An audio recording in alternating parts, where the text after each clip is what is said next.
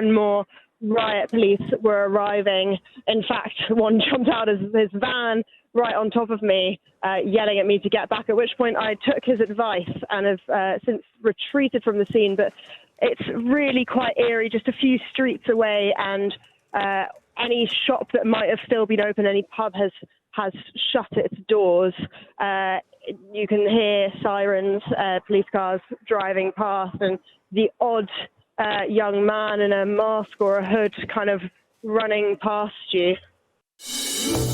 Across the UK, on DAB digital radio, on the free Times Radio app, and via your smart speaker. Daryl Morris on Times Radio. Hello there, good evening. It is Tuesday night on Times Radio, 30th of July. Thank you for your company tonight. It's been another day of grief, disbelief, and now unrest in Southport. Earlier today, 2 young girls killed by a knife attack in the town became 3, with police confirming another death. 5 other children and 2 adults remain in critical condition. Well, Prime Minister Keir Starmer laid some flowers with local leaders. In the first hint of bubbling trouble today, he was heckled by a passerby. How many more children have died on our streets, Prime Minister? How many more children? Time to change, Starmer. Come on, needed. How many more children? Is it mine next? Got your photos, off you go. Make a real change, Prime Minister. Make a real change! Get our children! Well, this evening, hundreds of people attended a peaceful vigil for the victims at Southport's Town Hall Gardens, and then a large crowd gathering outside a mosque, many of whom say Merseyside police affiliated with the far-right English Defence League. Some reported chants of no surrender and English till I die. Police riot vans and officers stood guard outside the building before being targeted themselves with makeshift missiles, rocks and bottles. At least one police van has been set alight. Shortly afterwards, a plume of black smoke was seen bellowing up from the mosque itself. It's unclear yet what kind of damage had been done. We'll keep an eye on that for you. A community attacked once already this week was attacked again.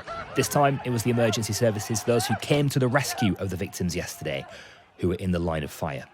Well, things have begun to calm slightly. There are still small crowds around the area of the attack. Let's return to Constance Kampfner, who is there for the Times and Times Radio tonight. Constance, good evening. Just set the scene around you where you are as we speak. Hi. Well, a few minutes ago, I was still at the scene of the riots. More and more Riot police were arriving. In fact, one jumped out of his van right on top of me, yelling at me to get back, at which point I took his advice and have since retreated from the scene. But it's really quite eerie, just a few streets away, and any shop that might have still been open, any pub has shut its doors. You can hear sirens, police cars driving past, and the odd young man in a mask or a hood kind of running past you. And have you got a sense, Constance, of who this group are, what they have been motivated by? Yeah, well, we saw earlier that there were false rumours circulating as to the identity of the attacker, people saying that he was a Muslim immigrant, which the police have confirmed is not true, is misinformation, but it didn't matter to these people. The rumour spread, and it confirmed a belief that they have about Britain, that they felt the need to come and show on the streets, throwing projectiles, bins, rocks, whatever they could get their hands on at a mosque and later at police. And there's obviously a community at the heart of this, Constance. Are you aware of, one of the things we've been trying to grapple with, are these people, these people who are pursuing this violence, are they from the area? Have they come in from outside the area? It seemed to be mainly people from the area, not necessarily from Southport, but from Merseyside. There were, families who turned up with young kids. Most of them had gone, thankfully, by the time that I left. But, there was a kind of strange, almost carnivalesque mood in the air for some of these people. It was sort of a family day out. which was really quite disturbing. Right. And just in terms of how things currently are, Constance, are you saying that things are sort of calming and settling down now? I believe the area around the mosque has now been cleared, and that people are being kind of pushed back. But when I was there 10 minutes ago, there's still a crowd of young men, pretty much. Okay. Still on the scene. Okay, Constance, for now, thank you. Constance Kampfner, who is the Times' northern correspondent. She is in Southport for us tonight and keeping an eye on developments. We will stay there and we'll bring you any news as we get it from Southport on Times Radio tonight. Let's speak to Emily Bonner as well, who is from Liverpool Local TV, who's been on the scene all day today. Emily, good evening. Hi, good evening. I know you've been following this story, of course, over the last couple of days. What is your reaction to tonight's developments?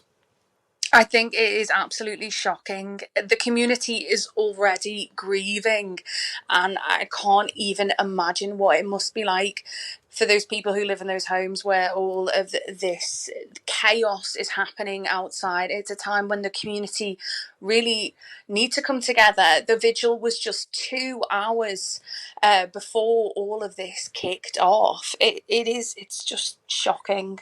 Yeah, and it strikes me, and we were making the point earlier, this is a community that have already been attacked once this week and are being attacked again tonight. Exactly. This is the last thing they need right now.